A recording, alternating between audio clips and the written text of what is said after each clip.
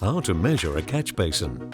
Using a credit card or card cut to the exact size of a credit card, place the credit card on the front edge of the catch basin closed grate. Position the camera over center of the grate.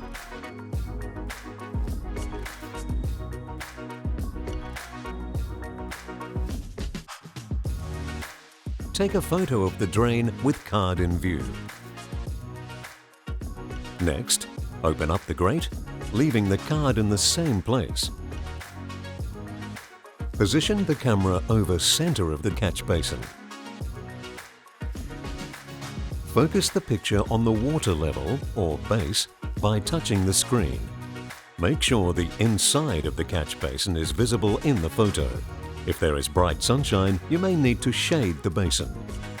If you can't see the water level in the photos will not be suitable, and it will be difficult to determine the correct size LittaTrap. Send the two photos to info@enviropod.com and we can make sure to find the correct model of LittaTrap for your catch basin. For irregularities or troubleshooting when measuring the catch basin, please refer to the website enviropod.com.